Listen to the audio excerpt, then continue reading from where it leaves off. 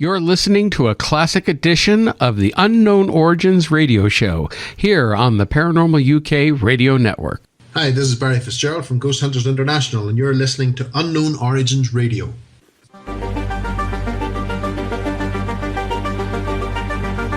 We live in a world filled with the unknown.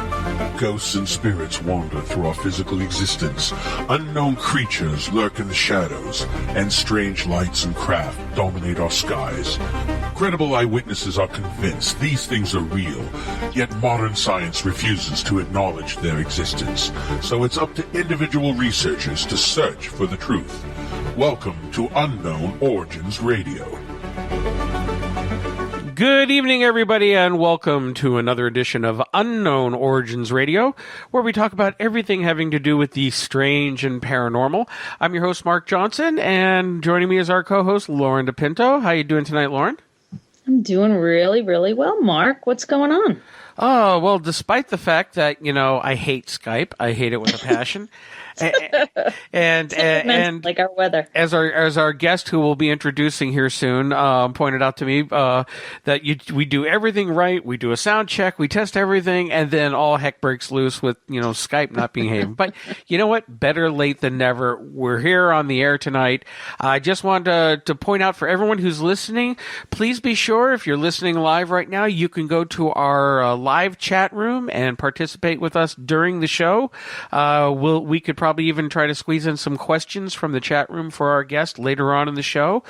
Just go to unknownoriginsradio.com and click on the link that says listen and chat live, and you can come into our chat room, and we try to have a fun time there during the show.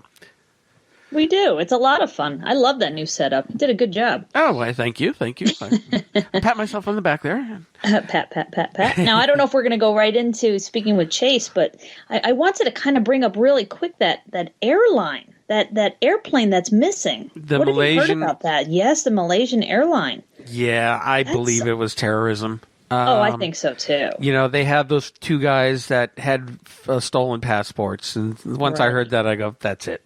Yeah. But they said that in the news that was happening. That seems to happen on a frequent basis, where people, come in with stolen passports and that they have explosives. So that's a bit bizarre. They also said that 5 people checked in but didn't board the flight. So there's a lot of, question marks surrounding this, especially where is the airplane? They have so many people scouring the ocean. Well, if the airplane, if it exploded, it might have disintegrated, and then those pieces hit the ocean and sink, and then that's it. Yeah, that's true. So who knows? It's a shame. This is unfortunately the world we live in. I don't know what the hell happened to it. I'm ready to get off. maybe we can talk to our guest tonight, who is a ufologist, and see if she knows anybody we can hitch a ride. That's right. I'm ready to get out of here. But I also wanted to mention, you heard our promo at the beginning of the show. We have Phenomenon coming up in literally a month from today. Yeah, well, for me, it would be a month from yesterday, but yes. Well, we're arriving a month. We're arriving the night before, but yet it's in Gettysburg, Pennsylvania, April 10th through the 13th at the Eisenhower Hotel. And so you can get your tickets at phenomeconcentral.com. And it's a great lineup of people. And Loren and I, of course, are going to be there. We'll be there representing Unknown Origins Radio. And I'm also going to be there. I'm going to be doing my talk on new theories in the paranormal. And also be selling books with our publishing company, Granite Tie. Real happy to announce that we have released, as of today, the new updated version of The Psychic Spy by Irene Allen Block. We've got a fancy new cover for it. Looks really slick, and really, really proud of this book. So if you want to get your copies of that book live and maybe even have it signed, we'll be selling them there at Gettysburg, and also on our website, glanettie.com. And then we'll be also having our new book, my first book, my co-writing of a novel. Look at you. That will be out at the end of the month. Demons Dwell, Book 1, The Tower. That sounds good. Nice paranormal, mystery.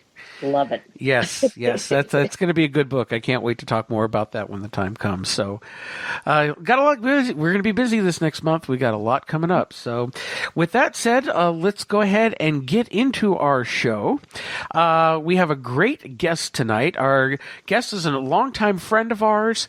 We used to be when we were on KGRA. She also had a show there called Project White Paper, and another show that she currently also co-hosts called Encounters, with a lineup of other great ufologists, Race Hobbs, our great friend Race, and Richard Dolan, Mac Maloney. So we're really excited to welcome Chase Klotsky to the program tonight. How are you tonight, Chase? I am so happy to be here tonight with you guys. I love visiting Dark Matter Radio. Oh. And Unknown Origins, of course. Yay! Oh, yay. Welcome. Thanks. Well, we're glad to have you, and I invited you not only because we would love talking to you. You're such a great person, and you do a lot of great adventures. And the one specifically that you recently went on, which is a subject very dear to my heart. I'm fascinated with this. Is you took a trip down to South America. And yes. I was wondering if you could start by telling us what prompted that trip and what were you hoping to get out of it? Well, the trip was prompted probably by, most definitely, not probably, definitely L.A. Marzulli. And L.A. and Richard Shaw are most famous for doing it's a documentary series called Watchers. And they're killing it out here. These guys have presented more physical and trace evidence into the UFO phenomena, as well as many others. They discuss everything from the Shroud of Turin to the Bible Code, prophecies, paranormal, black-eyed children. If it's unknown, they're covering it in this documentary series that they've produced, and it's mega successful. Well, LA has been on the trail for the Nephilim, which he believes is going to be the great deception with the UFO phenomena. And he has been researching giants and these elongated skulls.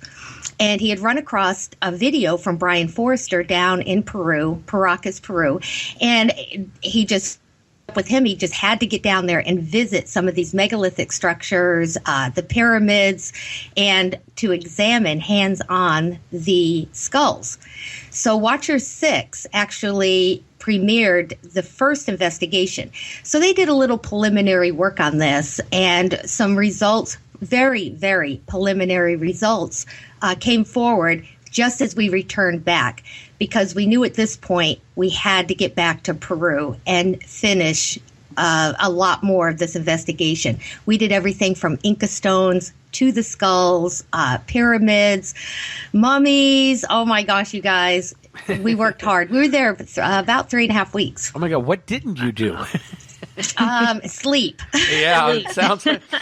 Well, I mean, what I love is, and I recommend if anybody is on Facebook and you go to Chase's Facebook page, the pictures that you were posting on your trip and when you got back, you're hitting all the spots I want to go visit. The Nazca Plains, Tiwanaku, Pumapunka. All these great. Yeah, it was. It was a dream in so many ways to be standing in front of some of these structures that I've seen on TV and read about for decades, and it was shocking. And there were a few little things, Mark and Loren, that like the big H blocks at Pumapuku. Mm-hmm. I don't know why, but in my head they were huge. And I get up to them, and it kind of reminded me of that movie Spinal Tap, where they lower down and it's this dinky little idol, because they're only about 3 feet tall. Is that right? Yeah. I thought they were like 5 feet tall or something like that. Yeah, me too. And so there was a few little, things like that. But honestly, for the most part, things are much more epic in person, and it was an extraordinary trip. It really was. Now, there's so much mystery surrounding these sites down there, from the Nazca Lines, really made famous by Eric von Däniken in his original book, Chariots of the Gods. And while I disagreed with his original conclusions, that and the documentary in his books thought they might have been landing fields, but really, more research shows that it could possibly be some type of map system, because a lot of the lines, if you follow them, they'll lead directly to other sites around the world. I mean, what are your thoughts of it now that you had a chance to go and see it for yourself in person?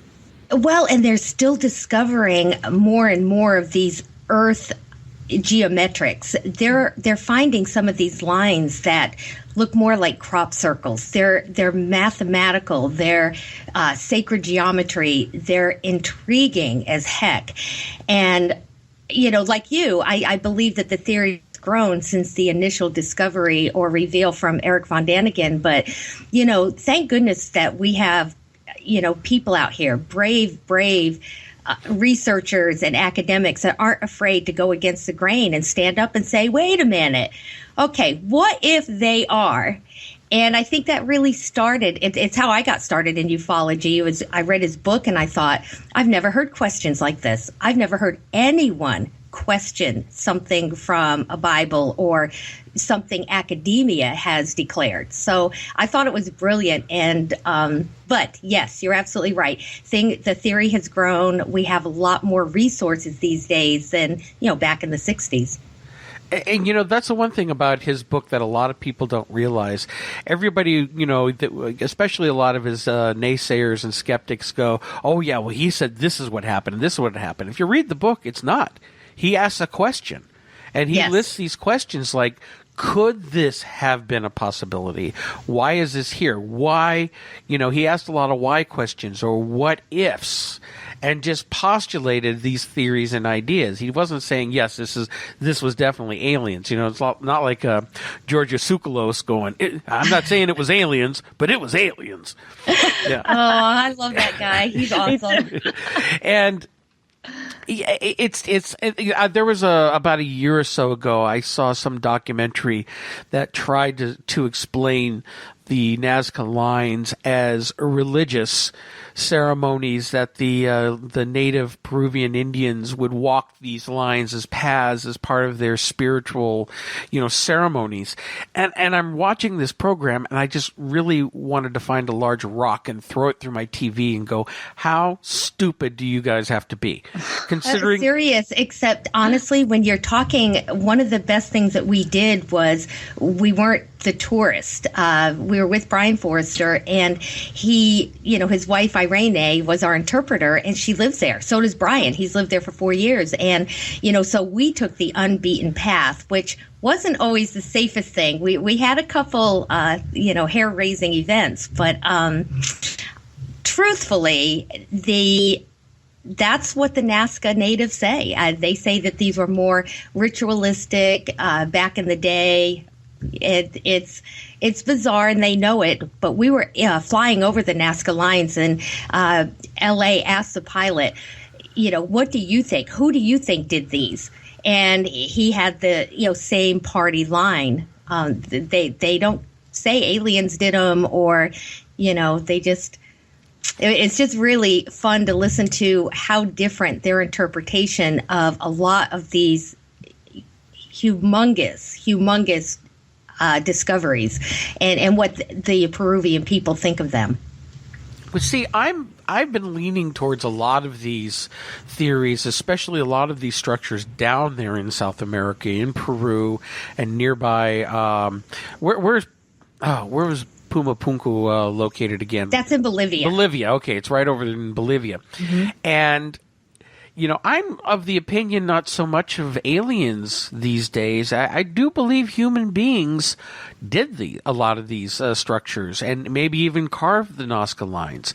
Mm-hmm. But I lean towards the fact that I think that there were way more advanced human civilizations back then that were older than we think, than what science would tell us, that maybe we used to be a hell of a lot smarter and had higher levels of technology. And let's face it, if there's a natural disaster or we destroy ourselves, hello, Putin and Obama and all you guys ready to go to war, that, you know, and we all have to start over again. Right. Yeah, you hear of the wars that they talk about in the Indian epics, and the you know, where they talk about what sounds like nuclear war and flying machines and missiles, and you know, who's to say that there weren't some of these big wars or catastrophes that kind of rebooted us as a race, and we had to start all over again.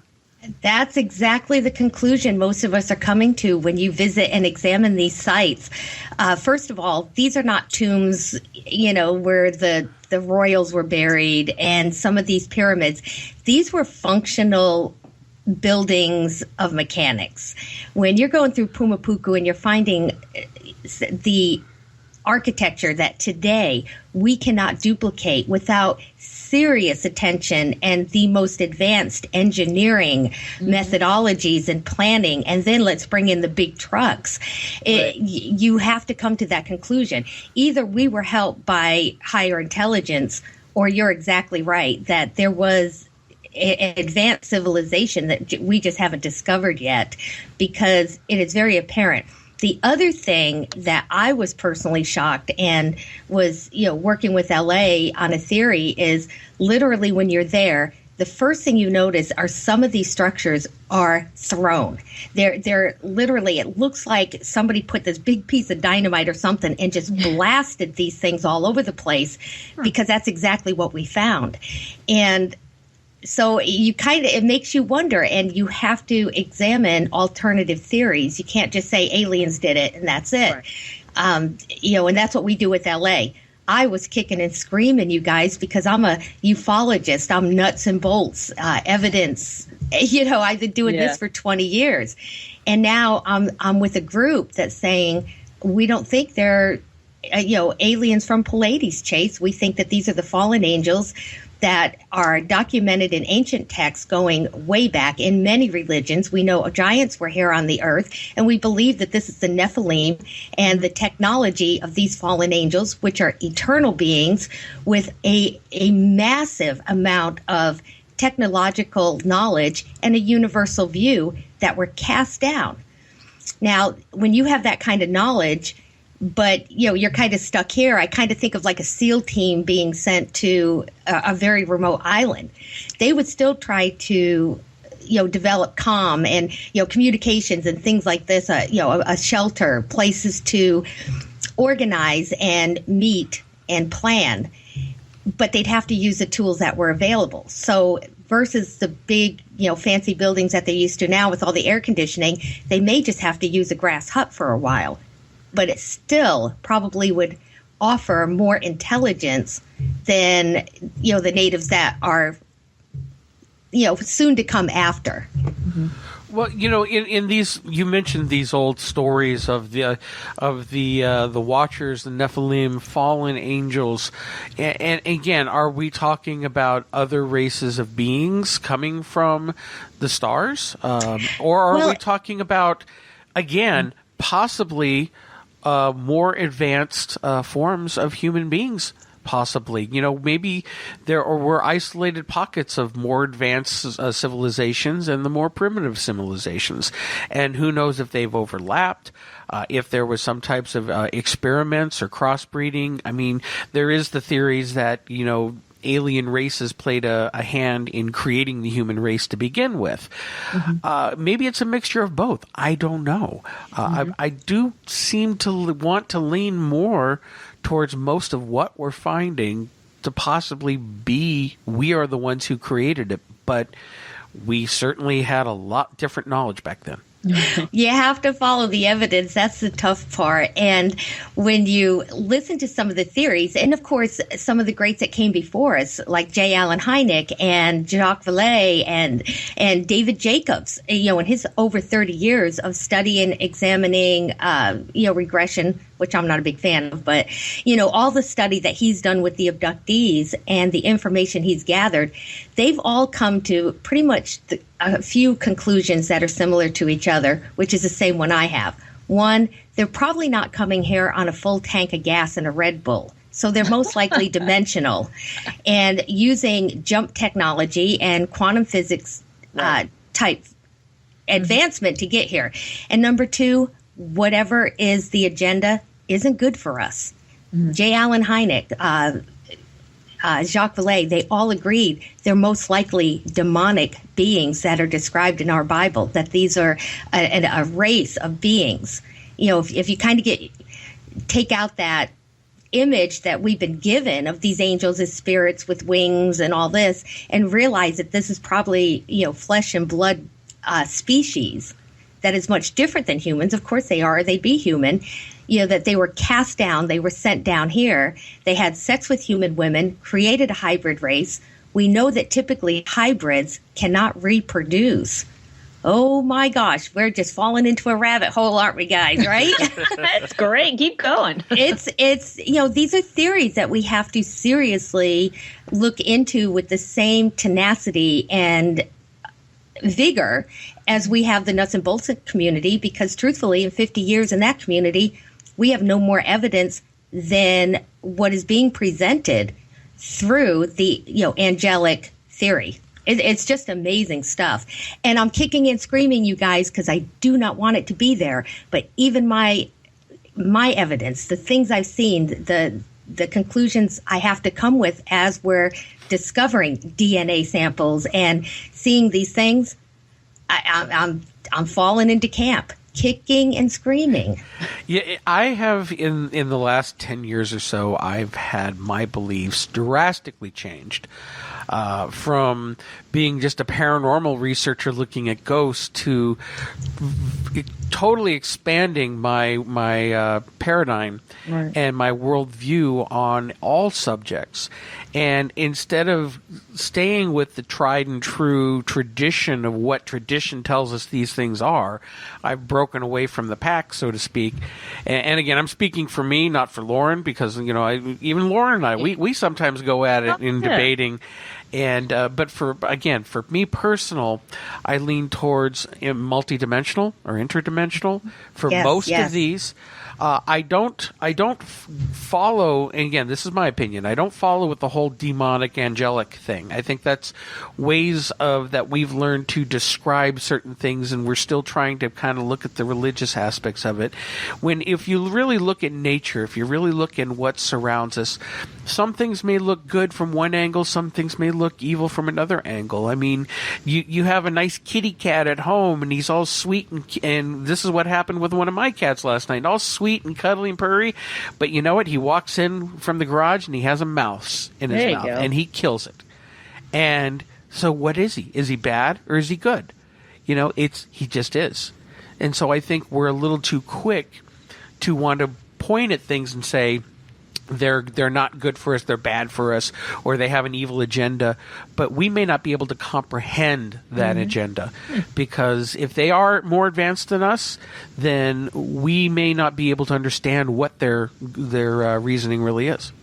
I agree. It's why we're on the trail. This is still such anomalous theory. There's so much going on out there, and whether you're a paranormal investigator, looking for strange creatures, these reports are epic. They are almost epidemic levels. They're not going away. They're reported by honest, credible people. We could talk about the astronauts and the police officers and military, all the people that we're known and told to trust. But let's not forget the little Christian grandmother, that has this little farm in, the backwoods of Tennessee that wouldn't lie to save her life, telling you about a UFO event. There's just way too much going on. It's not slowing down. It is burgeoning. And thank goodness that we have a little behind us, because, wow, don't we love our jobs? Yeah, I just wish they paid better. Yeah, for real. Well, most of our loves, my husband loves golf, and that costs us a fortune every time he likes to go as often as he does. So I guess our passions are supposed to hit a little harder than maybe a work living. I don't know. Yeah. I mean, if we could find a way to make it pay without seeming too opportunistic, because I would do this full time if I could, because that's how passionate I am about the subject. I knew you'd say it. Yeah, that's my passion. It is. That's true. So if you all want to pay me to do this, feel free. Pay me. Wouldn't that be nice? but it's also, for me, it's really important to try to get to the truth and find out what that is. And, there were a lot of concepts I fought. Well, I remember originally reading, when Whitley Strieber first came out with Communion, and then his follow-up Transformation, which I thought really was an even better book because it really delved into more personal of the contact experience for him. And I remember there was one thing he mentioned in his book about they took him on the craft and they opened up this drawer, and in the drawer there were alien bodies stacked in the drawer that looked like they were dead, but they were laying there. And he said that these beings seemed really happy to show this to him. And that incident alone started me thinking about the fact that could these beings, or these, what we see as the Greys or other races of these aliens, being multidimensional, or maybe what we'd even consider existing on a spiritual existence? The way that they interact in this world is to have these temporary bodies, like I like to call meat suits. Yes. To come in, and they're able to inhabit and work and interact with us in this environment. Well, and let's not forget in his original book, and I am quoting, I felt an absolutely indescribable sense of menace. It was hell on earth to be there in the presence of these entities, and yet I couldn't move. I couldn't cry out. I couldn't get away. I lay as still as death, suffering inner agonies. Whatever was there seemed so monstrously ugly, so filthy and dark and sinister. Of course they were demons. They had to be. And they were here, and I could not get away. That was in his book, Communion. So I often wonder, when we're examining, the full reports of abductees, their initial thoughts and reports when they first started realizing abduction was happening. And then you see many of them take on a progression of almost Stockholm syndrome, where they start identifying with the beings, and then pretty soon, well, they're so lucky it was a good thing, and they're here for humanity. Well, I don't know about you, but to me, the whole thing sounds like a deception and brainwashing, and it's human nature to have kind of that syndrome where you start identifying with something. But in most cases, these abductee reports are horrific, and they're terrified, and they were taken against their will. That is not a good thing. There's a lot of, if in the work of Dr. John Mack and in Dolores Cannon, who both using hypnotherapy or hypnotic regression to take these experiencers back and talking about their experiences. There are a lot of these people, and again, you mentioned that you have an issue with the whole hypnotherapy angle of it. Yeah, not a fan. Yeah. So, it's not a proven fact what they're coming up with. There are problems with it, but a lot of people who were interviewed by Dr. Mack and also by Dolores Cannon, who talk about the fact that they agreed to this either on a subconscious level, spiritual level, or before they even came into this lifetime.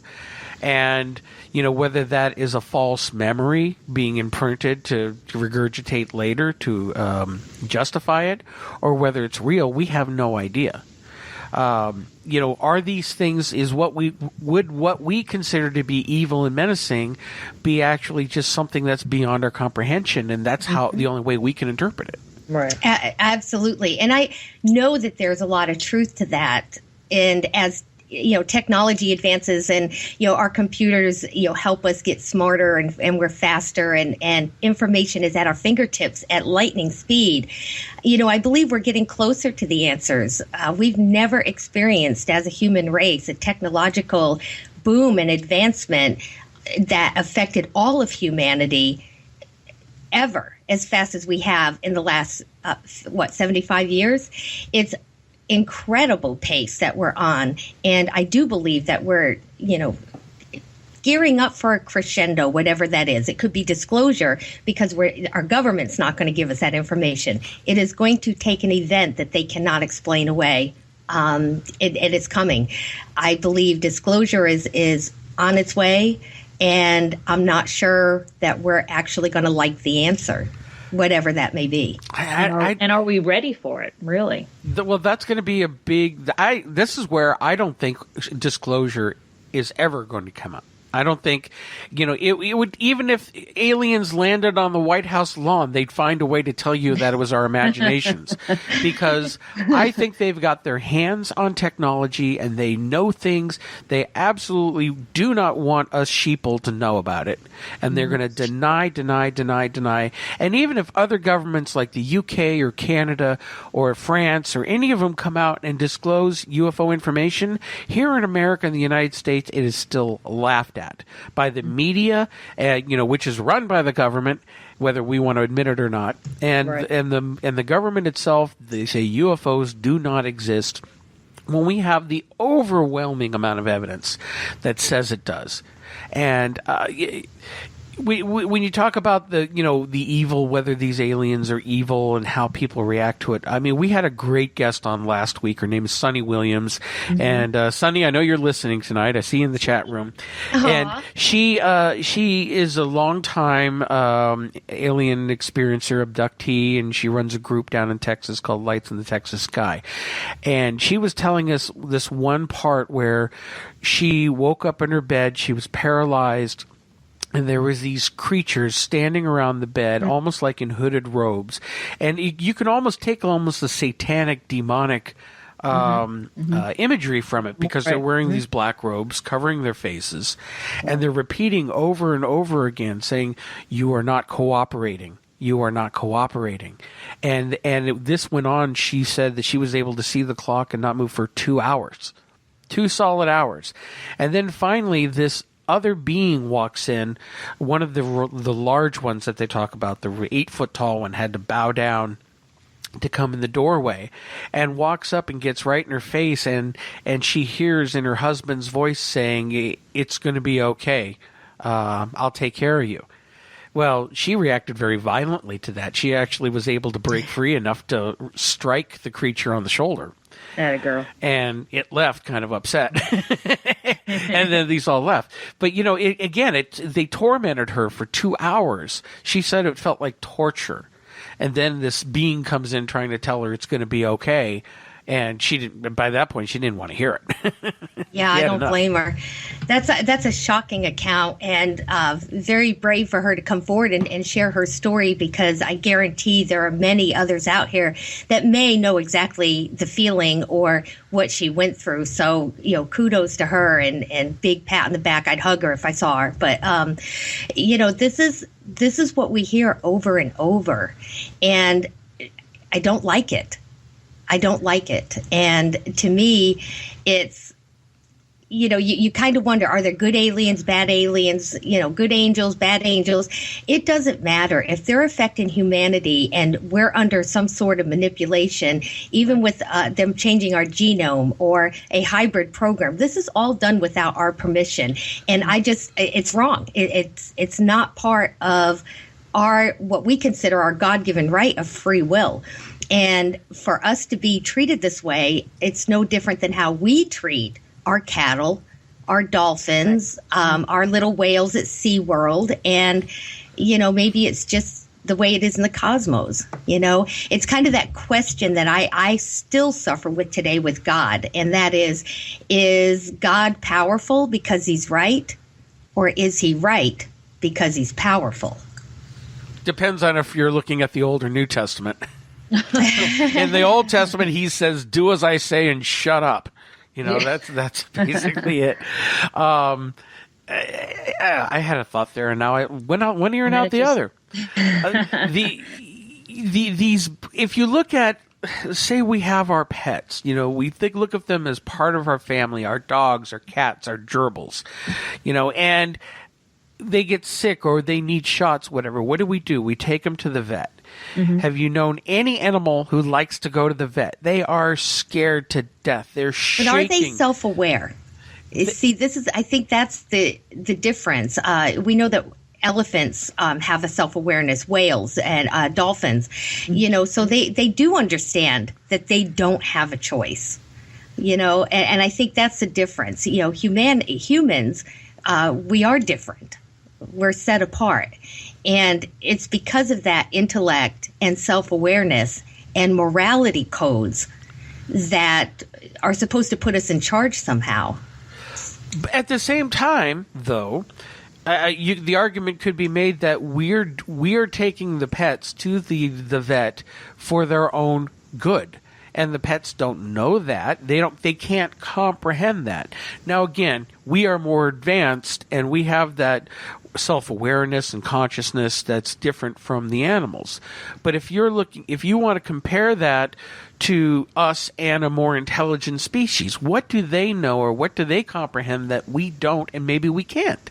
I absolutely understand what you're saying, and that is part of, some of the things that we consider when we're trying to conclude certain cases. Absolutely, Mark. It's a tough science. It's a tough phenomenon to look into. It's unknown. It's why science doesn't address it. Science wants 2 and 2 to equal 4, mm-hmm. and they can prove that over and over and over again. Exactly. However, we all know that unusual things, extraordinary things happen to very credible people every single day. Science can't explain it, so they brush it away.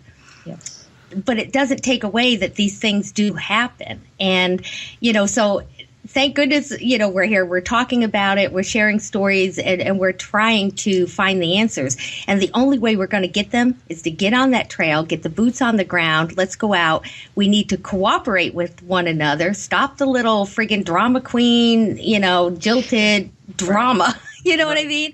Yes. And, we get along and share.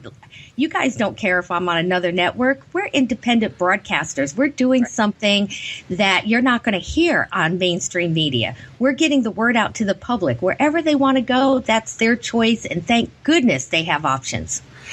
But this is exactly how we're going to get answers. And we're going to do it together before any one person has it all by himself. And we have an uphill battle too, because we are fighting the media onslaught. We're fighting the distractions that are being put out every other day to dumb us down and not ask questions and go with the flow.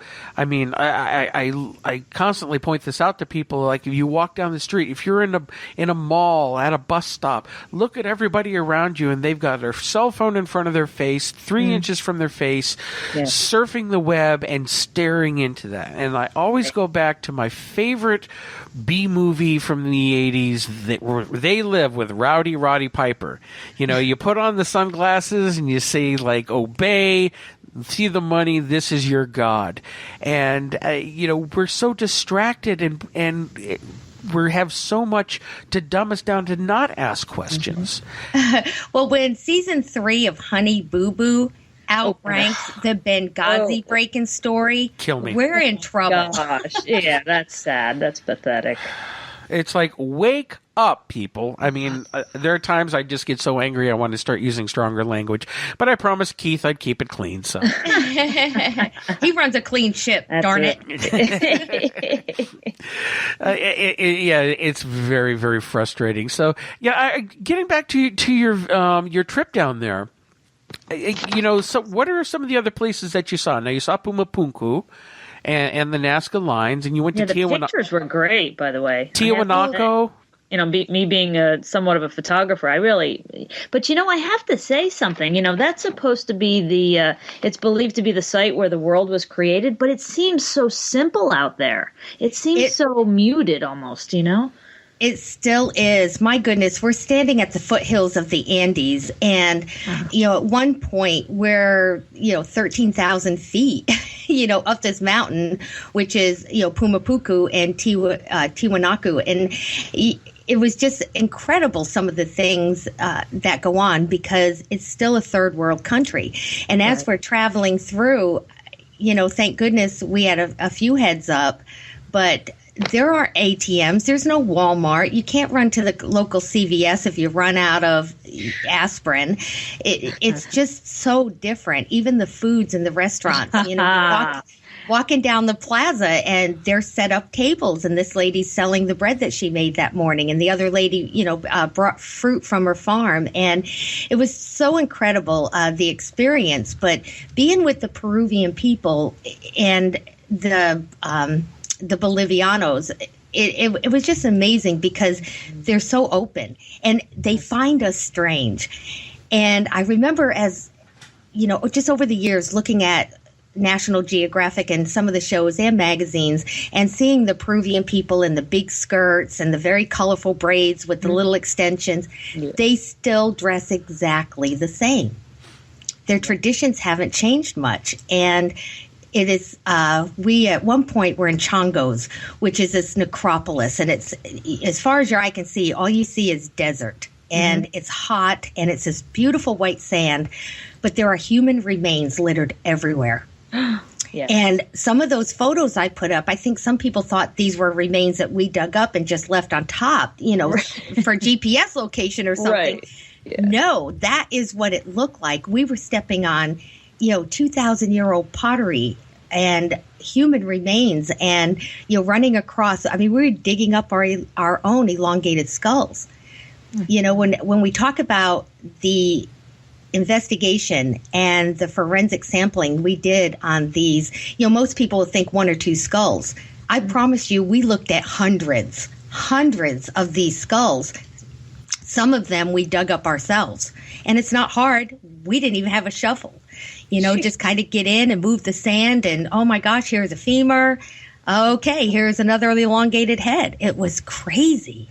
But did you feel, I'm sorry, Mark, did you feel you were disturbing anything there, like digging in a graveyard, or was it just anyone could do that? Anyone could go out. That is a great question, because that's something all of us felt at one point. It's, we're kind of tiptoeing around, trying not to, step on the vertebrae, and to do that, you're stepping on metatarsals. It's crazy. But no, the reason the area is littered like this is because of the huaqueros, and that's the grave robbers. Mm-hmm. And what they do is they go in, and a lot of these locations are still unmarked. Peru has not been investigated in a big way on probably more than half of their structures, and pyramids are still buried or only half revealed, and have never been studied. The last real archaeological dig was back in the 1920s. There's so much going on out there, but the huaqueros go in and they use these poles, and they go through the desert, and that's why there's so much broken pottery. I mean, I was finding big, huge chunks of this amazing pottery with Inca eyes all over it. Mm-hmm. OMG. Wow. And we're just, it was insane. Were you able to take this home? There were some things that we were allowed to take through customs. Obviously, some things had to go through the Ministry of Architecture and Archaeology and artifacts. There's some things that we could, and other things we couldn't. Mm-hmm. And it was there's a lot of rules on certain things. So pretty much, I guess, human remains, absolutely not. Obviously, we're not going to be, bringing home skulls and things like that. See, the ghost hunter in me would love it. When you're down there pulling up vertebrae and spines and legs, their ghost hunter in me sitting there thinking, I bet there's this old Peruvian ghost sitting there going, hey, you're stepping on my back. Oh my gosh, Mark. And let me tell you that I had not all my equipment. I had a lot of it. And the EMF is going crazy. Wow. I had my Mel meter, and I have a strike meter, and it's a lightning detector, because what it does is it registers any ionic or kind of interference, like a lightning strike. It's the same thing a golfer would wear or a lifeguard. And it will tell you if there's a lightning strike or any kind of electric activity within a 40-mile radius. This thing is beeping like crazy in certain locations. And while we're there, we were actually brought into this one area that is not open to anybody, including people outside of the town. And we visited with the mayor of Pisco. And we had armed guards and everything escort us to this place and stay with us as we visited this pyramid. And the interpreter, Irene, was letting them know who we all were and what we did. Well, I was the UFO investigator. And it almost every time she would introduce me, their eyes get big, they light up, and they couldn't wait to tell me the UFOs. So we're standing in Pisco on this pyramid that nobody knows about. It's a beautiful, it's a step pyramid like most of them in Peru. And we're standing on this, and he's telling me about this UFO story that the people that used to live there had told him, and about how this UFO used to come, and there used to be a big lake out there, and every time it came, it would drain more and more of the water. It was taking their water. Wow. But these UFOs used to visit this pyramid, and everywhere we went, people were telling us they're so open with the UFO and the paranormal stories that they have. They never looked over their shoulder. Like here, you'd kind of get, is anyone listening? Is anyone close? Right. They were just like, oh my gosh, let me tell you about this UFO, or I saw it when I was 14 years old. Everywhere we went. Wow. It's crazy. And then we're in the museums, and we were given so much favor, and we're brought in the back rooms, and I have on Facebook a picture of a mummy. Well, that was actually in the back room of the museum as they were preparing it to be on display. Nobody but them had ever seen this mummy before. And of course, then we get to Paracas, and at Senior Juan's museum, we're flabbergasted at the elongated skulls. Because there's a huge difference, and this is something you learn very quickly investigating these skulls. You can see when something has been cradle boarded or the cranial deformation. It's almost obvious. But when you come across one of these skulls that L.A. and Richard are talking about, it almost sat me down, you guys. I'm standing there, and my eyes immediately went to it, and I'm thinking, what the heck is that? Well, and actually, it's so different. It's one parietal plate. It's the bones are, the density, the thickness of the skull is so much. The jaw is so robust and different. The cranial volume is at least 20 to 30% bigger than the average adult human head sitting next to it, and they're just so anomalous looking and different. You're just like. That's why we can pick them out. That's why we're like, can we see this one? Then we have Senior Juan coming up, opening the case and giving us the skulls. Here you go. There you go. Pass it around. Oh, my gosh. Who does that? Chase, well, we have a caller calling in who has a question for you. We have our good friend Bruce Pearson calling in. How are you doing, Bruce? Hello. Chase, it's been a while. I haven't spoken to you for a while. Glad to hear you on the radio here. Oh, it's so nice for you to call. I was just going to say, Bruce, I know this name. Yeah. Yeah, you're doing the several marshals, I imagine. But, congratulations on your trip.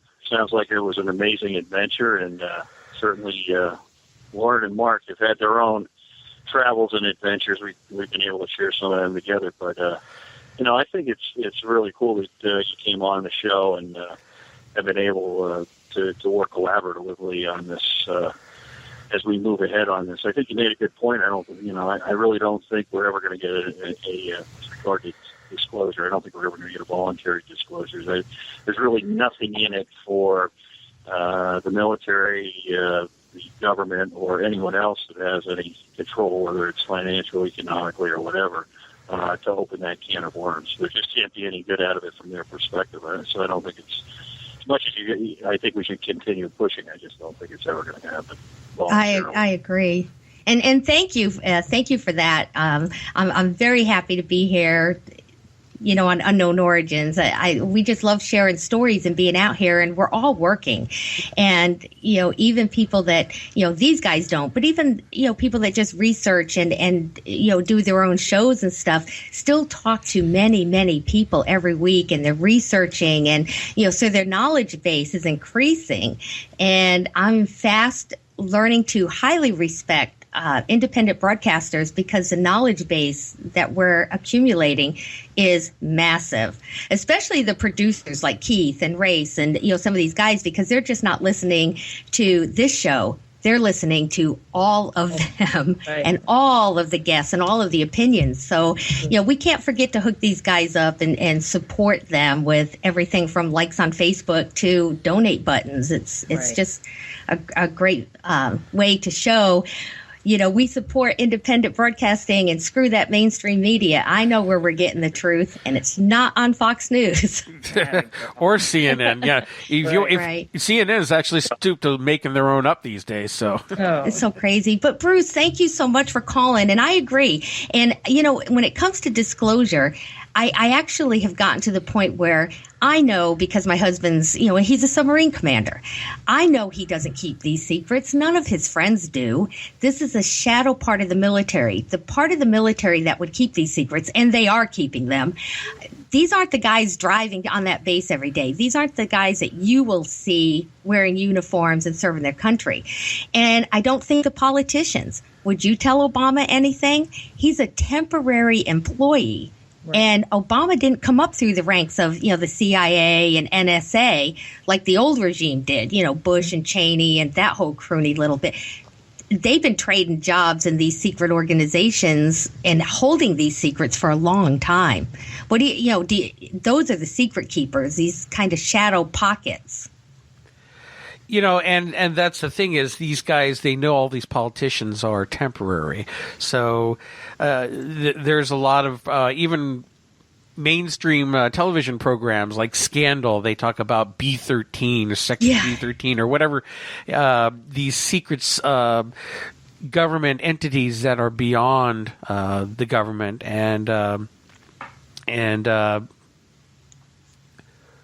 Oops, we lost Bruce. Yeah, Bruce, if you want to call back in, please feel free.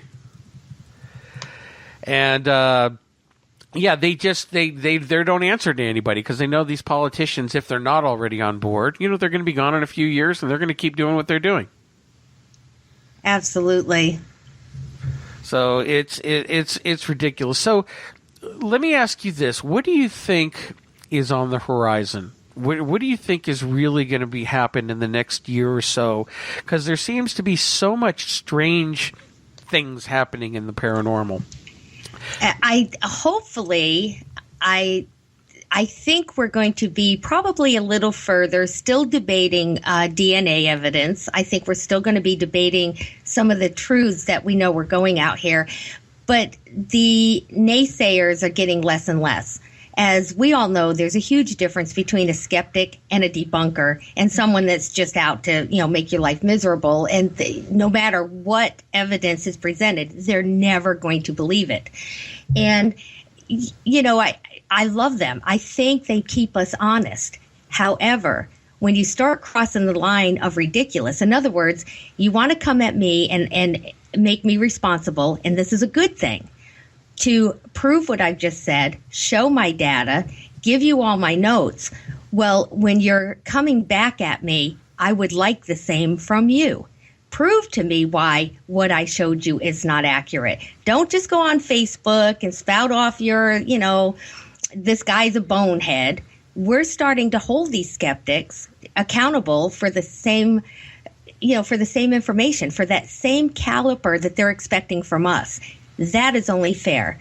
The second thing I think we're going to see is more respect towards these subjects, because as you and Loren know, I started the resistance on Facebook because I'm tired of the way, mainstream media, has a tongue in cheek, and, the X-File theme is on every UFO story.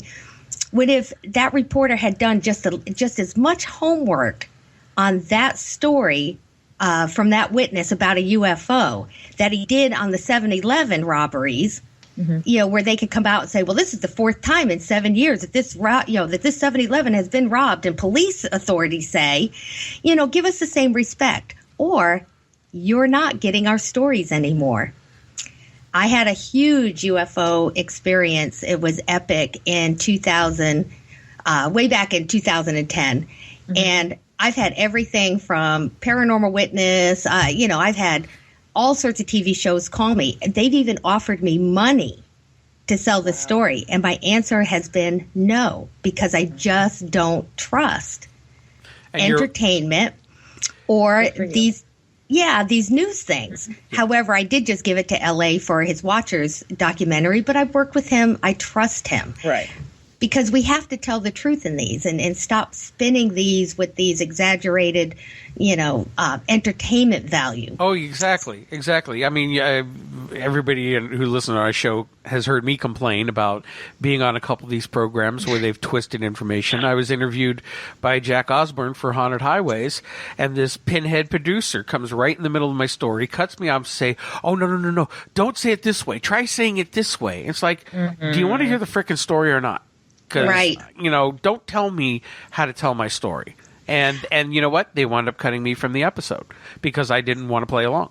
Are you serious? Yeah. Well, I don't doubt that. And good for you, Mark, because honestly, and you guys both know, I've been approached to do television several times.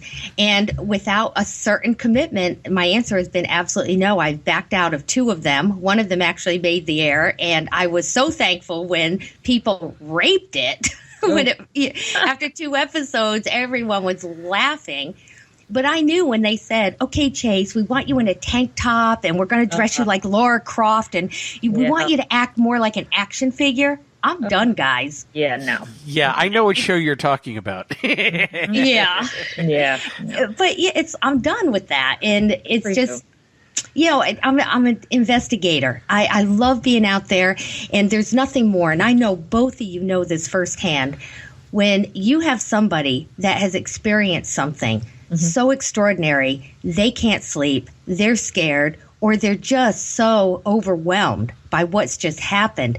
They can't tell their neighbors. They'll think they're crazy. They can't call their mom. Their husband's laughing at them and thinks it's funny, or vice versa. And then they call and talk to you, and you walk into the house, and you're very professional, and they're crying. They're so thankful that somebody's listening and that they can tell their story to somebody that understands phenomena. Right. Exactly. Actually, we got Bruce back on. Bruce, did you have another question? Well, I just wanted to follow up on that, if I may.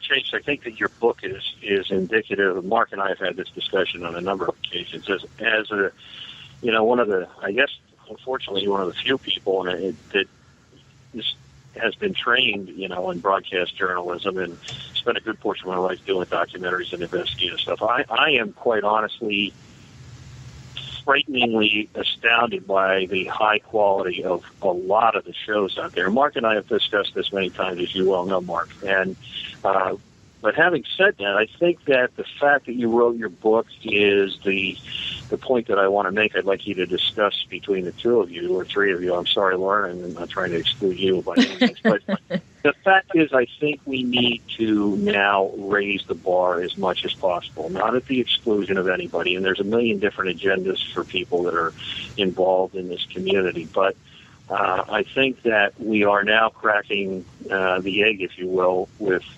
science, with forensic technology. And I think that we need to try to continue to push that envelope and be serious about investigative techniques and ferret out the fakers and the folks that are misinformed for whatever good reasons or not. And I think that it's important that we don't turn into just a sea of malaise that we keep rehashing the same documentation without moving it forward, because inevitably if that happens, the excitement, the passion, the interest, and the new information that comes out that's a result of that is going to wane, and that'll be a sad day if that happens. I don't see that happening now, but I always try when I'm speaking to people to draw a strong distinction, as you were just making the point, Chase, about entertainment shows and shows that at least make an attempt to be an investigative documentary, if you will, on television. So I think it's very important that everybody involved in this, to the extent they can, try to raise the bar in terms of the scientific investigation, and try to be very careful on how they document things and before they proclaim things to be valid, because God knows the naysayers jump all over when somebody is found out to be fraudulent, and that hurts the whole community. It sure does. It doesn't serve anybody's purpose. And I'm not being critical of people that are in it because, they're just fascinated. They want to have a good time, and there's nothing wrong with that. No, those people have every right to do as they see fit. But if you're going to try to investigate any unknown or unexplained phenomena, and you purport to be someone who is trying to take a balanced and scientific approach to figure out what's going on, I think that you really need to play by the rules, if you will. And it's a lot harder to do, especially in an environment where there really aren't a lot of rules, where we're not throwing territory. You're absolutely right. And Bruce, thank you. I'm sorry, go ahead. No, I just want to hear your opinion on that, and I'm going to hang up and let you guys speak. So thank you very much. All right, thanks a lot, Bruce. Appreciate it. Bye, Bruce. Yeah, I do too. And Bruce, I love you. You're just so awesome. Seriously, he said he read the book. I'm like, thank you so much for that. And that's exactly what I'm hoping, comes out here is really that whether you're a paranormal investigator, you're out looking for Bigfoot, chupacabras, a cryptozoologist, or a UFO investigator, it all comes down to what you're doing is important. And what if that's the time that you're out there at that paranormal investigation and something very epic happens and you don't know how to construct a proper case file, or you don't know how to preserve that evidence or how to present it properly, or even who to call, to say, hey, do you see an apparition? Because we all know what happens if you post it on Facebook, right? Oh, yeah. Oh, God, yes. Yeah. So it's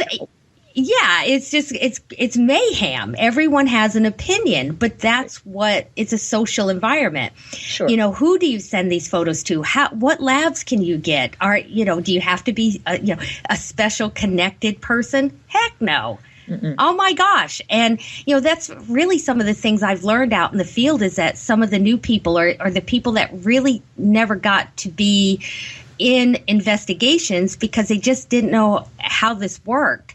Right. We wanted to lay that out for them and just give them all these answers, because we need investigators and we need conscientious, and like Bruce said, people that are going to do this. Now, with all the equipment we have, knowledge, forensics, availability, now we need every single case that we accept. We accept knowing that our goal is whatever we find, even if it is unknown.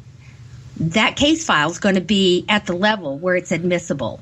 Mm-hmm. Because if it's not, what you've done is, offered the public and the scientific community just unanswered questions, more unvalidated evidence, and debate. Well, I know as a ufologist, we've had 50 friggin' years of that. Mm-hmm. I'm ready to move on, and we are capable of constructing these investigations and a case management system that by the end you can present to any other investigator, all your heroes, TV stars, scientific community, but more importantly, the public. A case file that is so conclusive, it is admissible and would meet a burden of proof. Holla! Seriously. Wow. And we can do this. You can do this. Everyone can do this. It's just learning the methodologies of investigation. And of course, some of this, like interviewing skills, it takes doing it, and you get better each year. But it doesn't mean you're totally going to blow it on your first one. You guys, grab it. Let's go. Let's get busy. Let's get boots on the ground. Cases are coming in. I don't know a single investigator that is investigating every single report they're getting.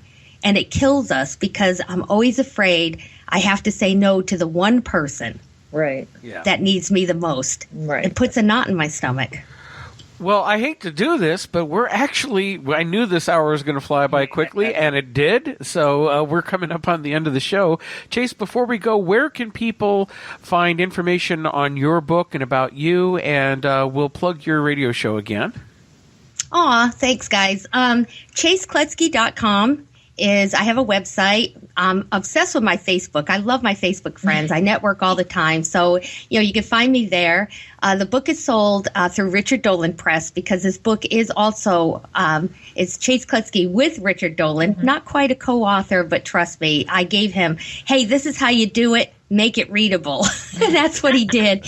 Amazing publisher. So it's, the book is called Admissible, the Field Manual for Investigating UFOs, Paranormal Activity, and Strange Creatures, with Richard Dolan as well. I have a children's book called Are Aliens Really Real? And honestly, guys, you can find out where my show is and everything on Facebook. But, I'm just so happy to be with you guys tonight. I miss hearing from you. And it's just awesome that thank you for inviting me and, Dark Matter Radio for having me. This is amazing. Thank you so much for coming on. We loved having you. And we'll have to do this again sometime. Yeah. And Bruce, you rock, mister. Well, he really does. Well, we're going to sign off then. So thank you, everybody, for listening to another edition of Unknown Origins Radio. Be sure to tune in here every Monday evening at 9 p.m. Eastern Standard Time on the Dark Matter Radio Network. And we sign off with, as usual, with our weekly wisdom from Greg Gonzalez. And Greg says, I do what I want, when I want, where I want. If my wife says it's okay. That's right. Have a great night, everybody.